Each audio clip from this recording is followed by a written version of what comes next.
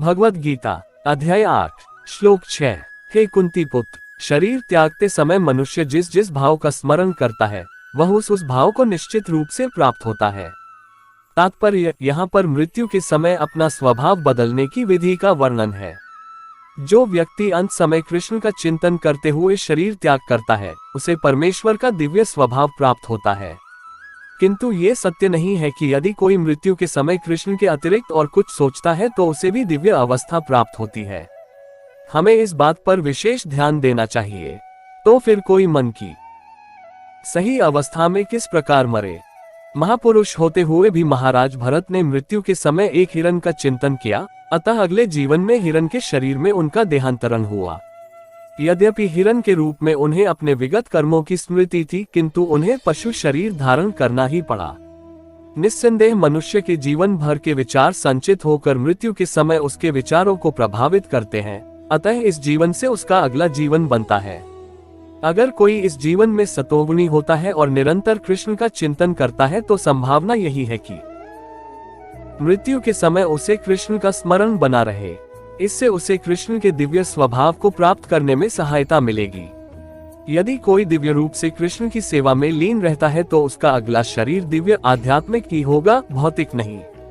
अतः जीवन के अंत समय अपने स्वभाव को सफलतापूर्वक बदलने के लिए हरे कृष्ण कृष्ण कृष्ण हरे हरे, हरे राम राम राम हरे हरे का जप करना सर्वश्रेष्ठ विधि है।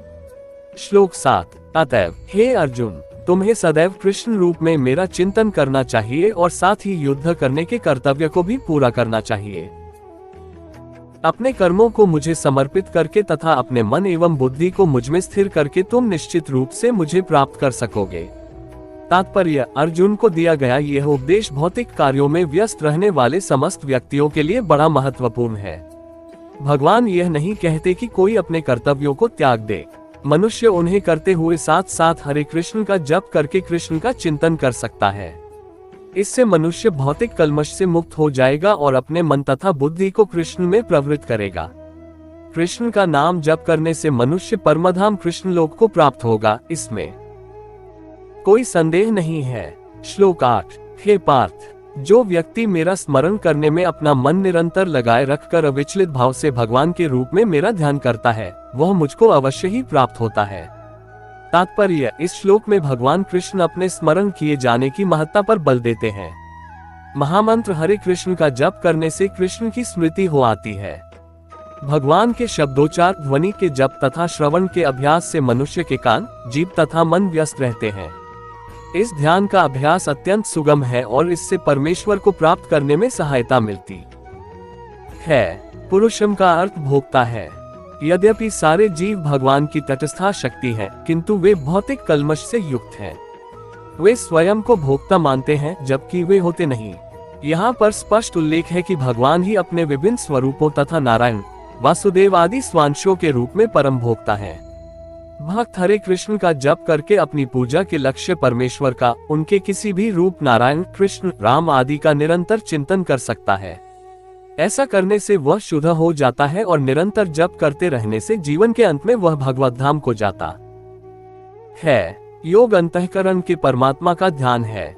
इसी प्रकार हरे कृष्ण के जप द्वारा मनुष्य अपने मन को परमेश्वर में स्थिर करता है। मन चंचल है, अतः आवश्यक है कि मन को बलपूर्वक कृष्ण चिंतन में लगाया जाए। प्रायः उस एक प्रकार के कीट का दृष्टांत दिया जाता है जो तितली बनना चाहता है और वह इसी जीवन में तितली बन जाता है। इसी प्रकार यदि हम निरंतर कृष्ण का चिंतन करते रहें तो यह निश्चित है कि हम जीवन के अंत में कृष्ण जैसा शरीर प्राप्त कर सकेंगे। श्लोक 9। मनुष्य को चाहिए कि परम पुरुष का ध्यान सर्वज्ञ, पुरातन, नियंता, लघुतम से भी लघुतर, प्रत्येक का पालन करता, समस्त भौतिक बुद्धि से परे, अचिंत्य तथा नित्य पुरुष के रूप में करे। वे सूर्य की भांति तेजवान है और इस भौतिक प्रकृति से परे दिव्य रूप है। तात्पर्य, इस श्लोक में परमेश्वर के चिंतन की विधि का वर्णन हुआ है। सबसे प्रमुख बात यह है कि वे निराकार या शून्य नहीं है। कोई निराकार या शून्य का चिंतन कैसे कर सकता है? यह अत्यंत कठिन है, किंतु कृष्ण के चिंतन की विधि अत्यंत सुगम है और तथ्य रूप में यहाँ वर्णित है। पहली बात तो यह है कि भगवान पुरुष है। हम राम तथा कृष्ण को पुरुष रूप में सोचते हैं। चाहे कोई राम का चिंतन करे या कृष्ण का, वे जिस तरह के हैं उसका वर्णन भगवद गीता के इस श्लोक में किया गया है। भगवान कवि हैं, अर्थात वे भूत, वर्तमान तथा भविष्य के ज्ञाता हैं, अतः वे सब कुछ जानने वाले हैं। वे प्राचीनतम पुरुष हैं क्योंकि वे समस्त वस्तुओं के उद्गम हैं, प्रत्येक वस्तु उन्हीं से उत्पन्न है।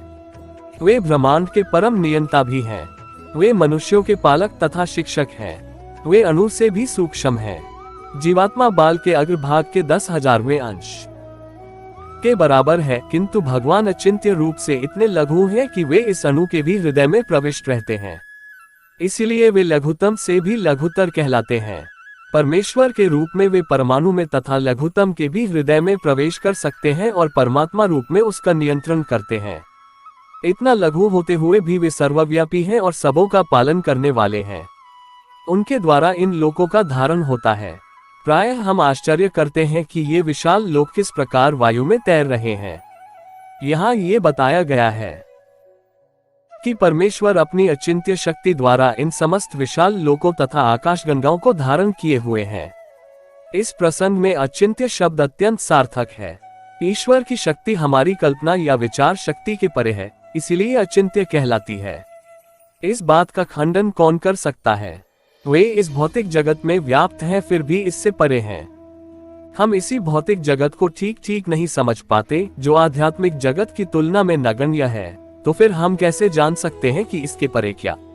अचिंत्य का अर्थ है इस भौतिक जगत से परे, जिसे हमारा तर्क, नीतिशास्त्र तथा दार्शनिक चिंतन छू नहीं पाता और जो अकल्पनीय है। अतः बुद्धिमान मनुष्यों को चाहिए कि व्यर्थ के तर्कों तथा चिंतन से दूर रहकर वेदों, भगवद गीता तथा भागवत जैसे शास्त्रों में जो कुछ कहा गया है उसे स्वीकार कर ले और उनके द्वारा सुनिश्चित किए गए नियमों का पालन करें। इससे ज्ञान प्राप्त हो सकेगा। श्लोक 10। मृत्यु के समय जो व्यक्ति अपने प्राण को भौहों के मध्य स्थिर कर लेता है और योग शक्ति के द्वारा अविचलित मन से पूर्ण भक्ति के साथ परमेश्वर के स्मरण में अपने को लगाता है, वह निश्चित रूप से भगवान को प्राप्त होता है। तात्पर्य: इस श्लोक में स्पष्ट किया गया है कि मृत्यु के समय मन को भगवान की भक्ति में स्थिर करना चाहिए। जो लोग योगाभ्यास करते हैं उनके लिए संस्तुति की गई है कि वे प्राण को भौहों के बीच आज्ञा चक्र में ले आएं। यहाँ पर शतचक्र योग के अभ्यास का प्रस्ताव है, जिसमें 6 चक्रों पर ध्यान लगाया जाता है। परंतु निरंतर कृष्ण भावनामृत में लीन रहने के कारण शुद्ध भक्त भगवत कृपा से मृत्यु के समय योगाभ्यास के बिना भगवान का स्मरण कर सकता है। इसकी व्याख्या 14वें श्लोक में की गई है। इस श्लोक में योगब्लेन शब्द का विशिष्ट प्रयोग महत्वपूर्ण है, क्योंकि योग के अभाव में चाहे वह शतचक्र योग हो या भक्ति योग, मनुष्य कभी भी मृत्यु के समय इस दिव्य अवस्था भाव को प्राप्त नहीं होता।